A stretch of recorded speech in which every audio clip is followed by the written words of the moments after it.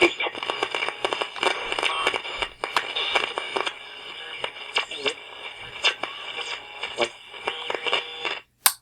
everybody, and welcome to the 5 Bytes podcast. I'm your host, Rory Monahan.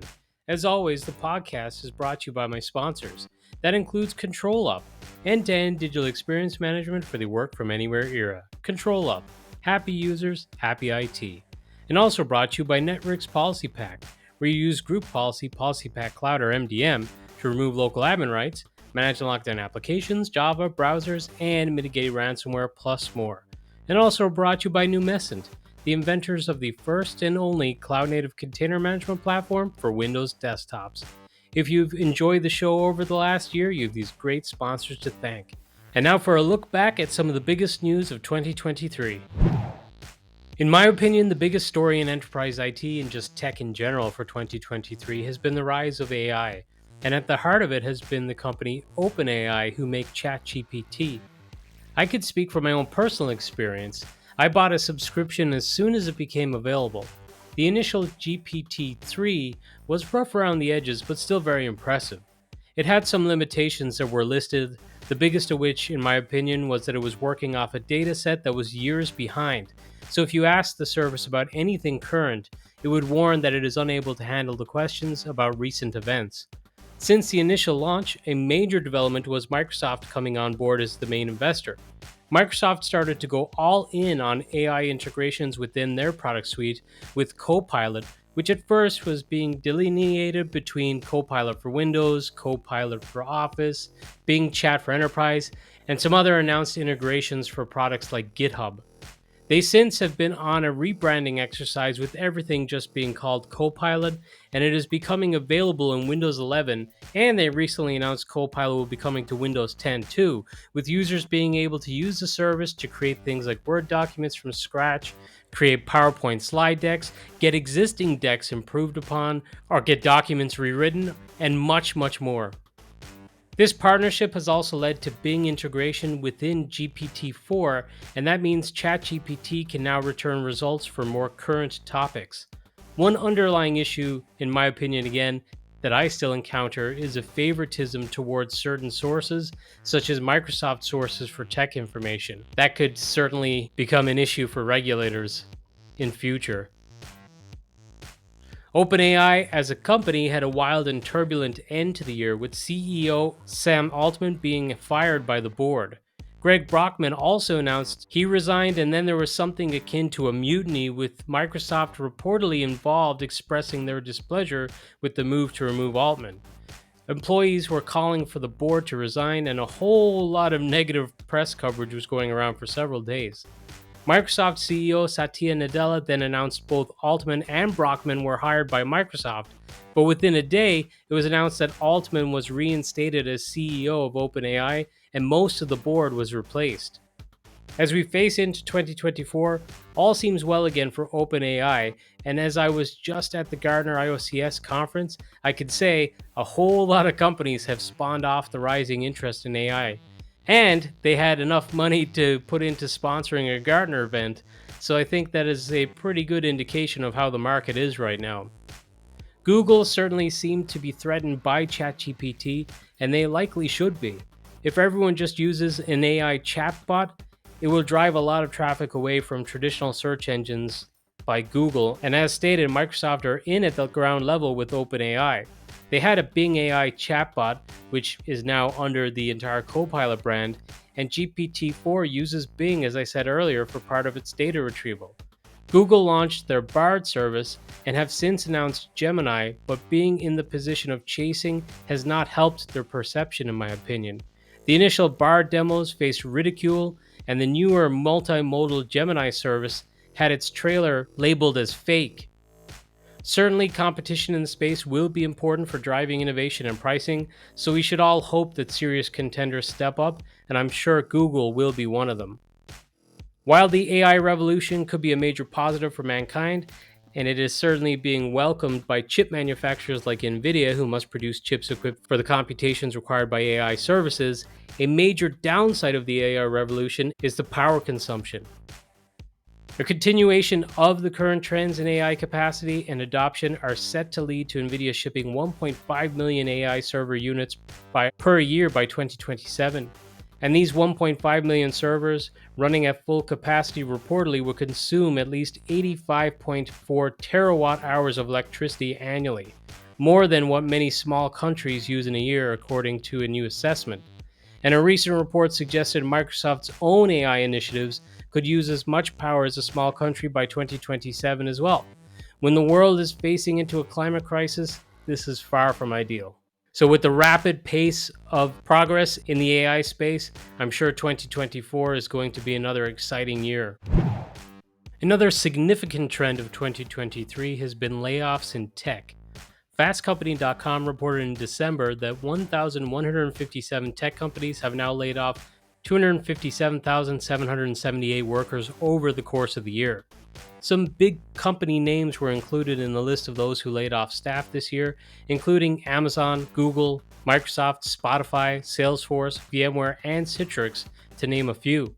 I guess one positive in the short-term view is that in the TechCrunch.com article that reported the total layoff numbers for each month of 2023, it appears the most layoffs occurred in January and February, and whilst layoffs did continue throughout the year, the rate of layoffs tapered off considerably. Unfortunately, if 2024 follows the trend of 2023, there could be considerably more layoffs announced early in the year as many organizations begin new fiscal years. So I guess we're going to have to wait and see how 2024 begins. But if it follows the trend of 2023, there could be a large number of layoffs in the first couple of months and then continued layoffs throughout the year, but in smaller numbers. Perhaps somewhat related to the layoffs has been the 2023 trend of more organizations pushing for a return to the office. Studies in 2021 and 2022 did suggest a blended hybrid work style was likely in the long term. But this year saw more organizations pushing to increase the time spent in the office, and in some cases forcing staff to return to the office full time. This has been suggested by some throughout the year as a ploy to force employees to resign, to in turn help organizations lower headcount without the bad publicity of laying staff off or without the need to pay severance. Another example of this trend going the wrong way for some, the company WeWork, who specialized in pay-as-you-go office space and co-working spaces, that kind of thing, filed for bankruptcy, which could also be an indication of a trend away from the work-from-anywhere mantra. Thankfully, more recently, there has been a slowdown in efforts to return to the office, and reports from managers in organizations that did push for a return to the office have talked openly about their regrets making the move.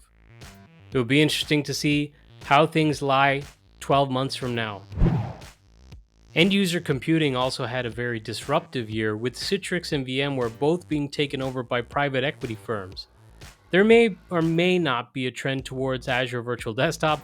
It's somewhat hard to determine just based off of vague numbers, but I do believe that as Azure Virtual Desktop has experienced significant growth in the last few years at least. Windows 365 has also continued its upward trajectory in terms of features, with Windows 365 Boot, Windows 365 Switch, DevBox, and more being launched this year. But similarly, on the earnings calls, it has been kind of vague in regards to Windows 365. For some reason, Microsoft hold their cards very close to their chest when it comes to growth of Azure Virtual Desktop and Windows 365. But at least for Azure Virtual Desktop, they give a percentage of growth. Now, it's a percentage without giving, what the actual number was before the growth occurred, so you can't really determine, what the customer size is.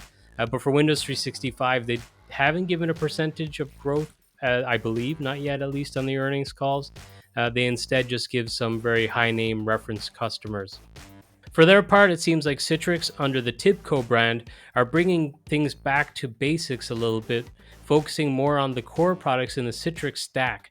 From what has been reported, and also from what I've heard from Citrix customers myself, there has been some unrest and upset caused by the new licensing and the significant cost increase related to it.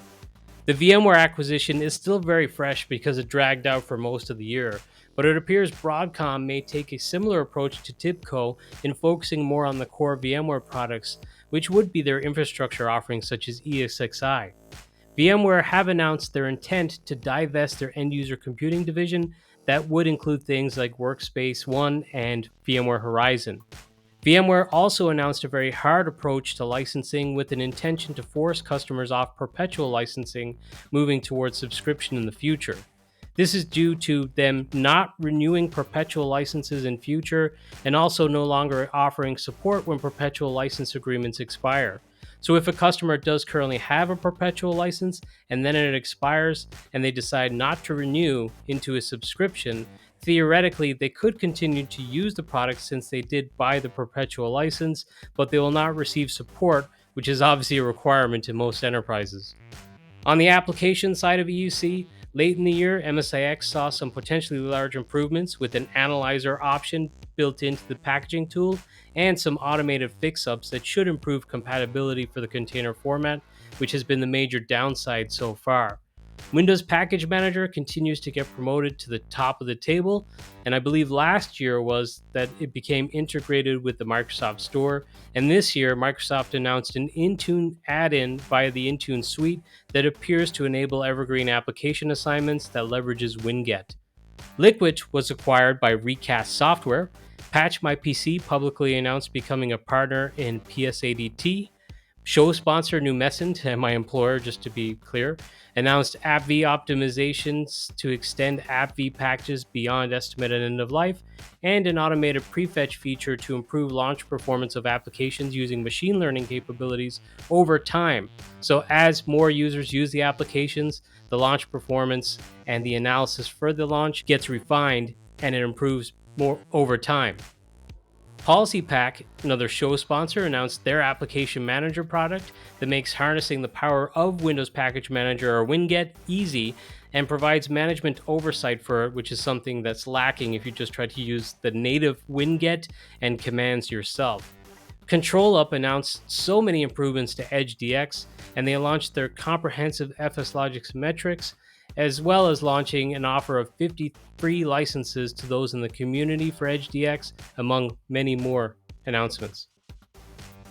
End-user computing should be interesting in 2024, as I'm sure there will be many AI-related features announced from various vendors.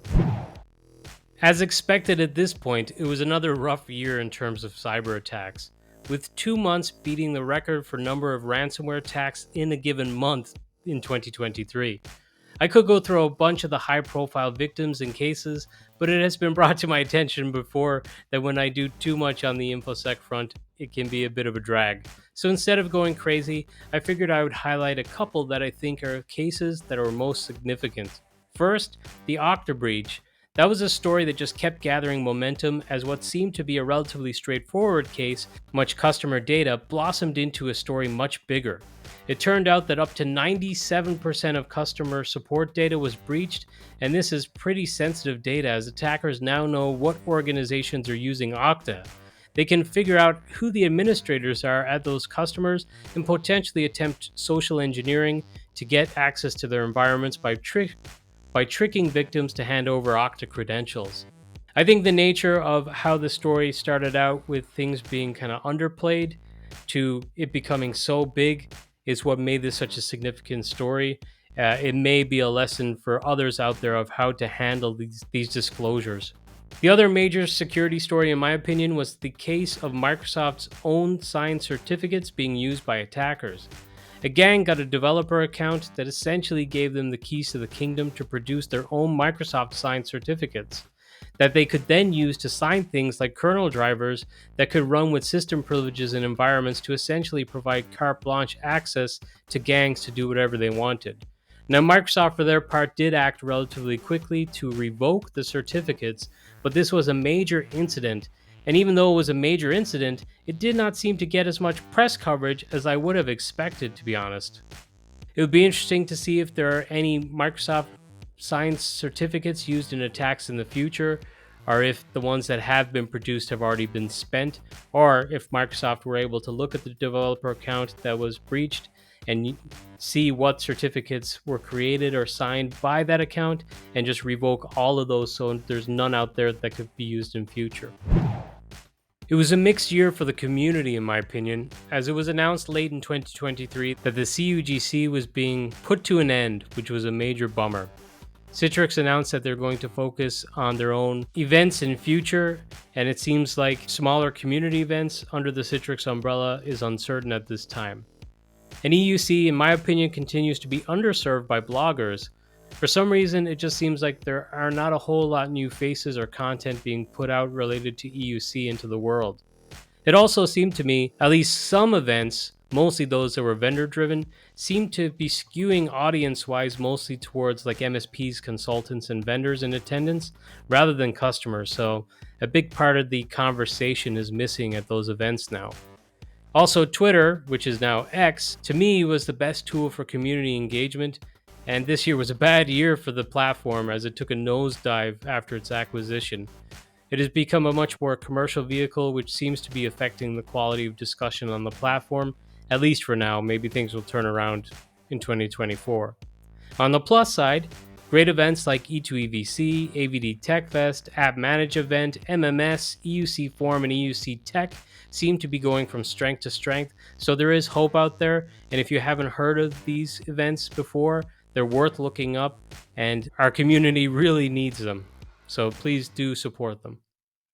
But that's it for the annual wrap-up. I didn't want to go too long on it. So let's go to some of the highlights from scripts, tricks, and tips for the year. We'll go pretty rapid fire through these because I've picked quite a few.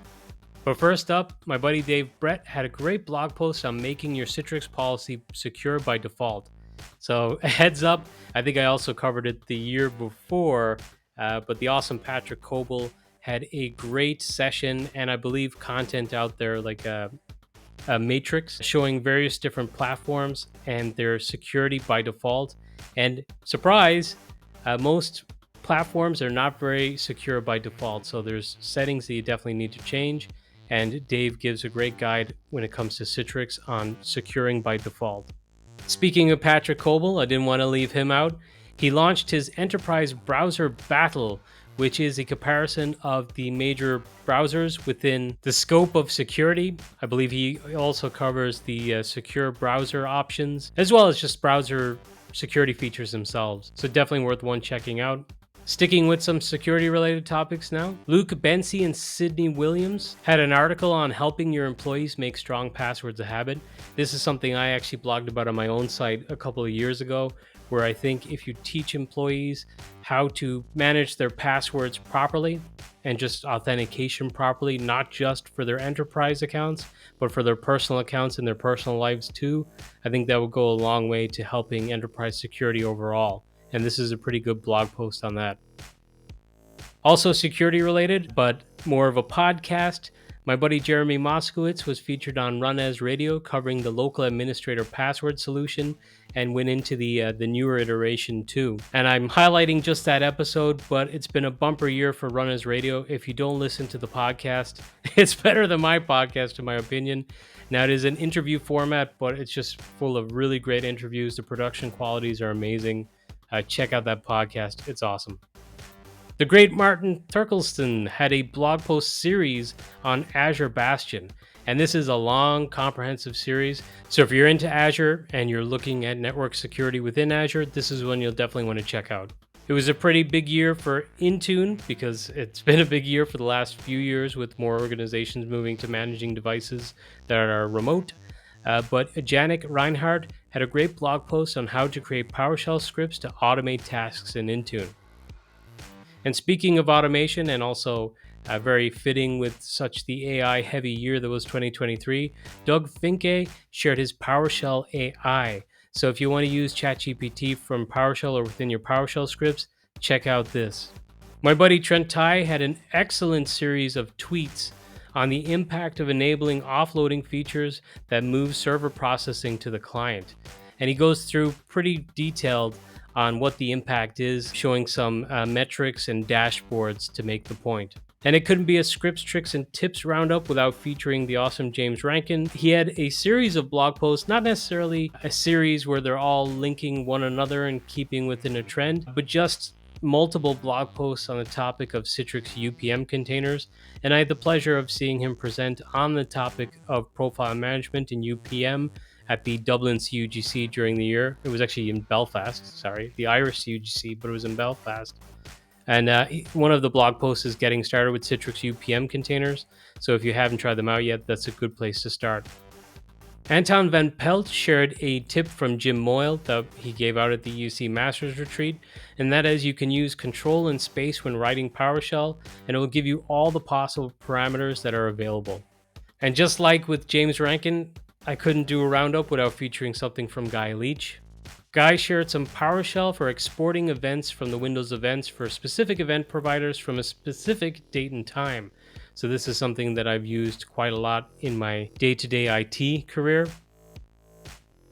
And it's something that's very, very useful because you don't want to have to trudge through those Windows events if you're looking for something specific. Zupan Safar earlier in the year had a PowerShell tip on how to get folder size using PowerShell, which is also something that I've had to do quite a bit in the last year, and you might find it interesting or useful too. I would say one tip, it wasn't actually featured this year, but kind of to reiterate, it seems like there's a little bit of a downturn in terms of EUC community engagement and content being put out there. So if you listen to this podcast and you work in EUC and you don't have something like a podcast, you don't blog, maybe you're not active in forums or going to user groups, I would strongly encourage you to do so, because it seems like those who were maybe speaking at events and doing the blogging are no longer active either. So there is a void. So it would be great if others could step up, and you will get notoriety that you deserve, and you'll just be helping others out as well. But that's it for this episode of the podcast. I hope to be back to my regular episode release cadence for the next episode.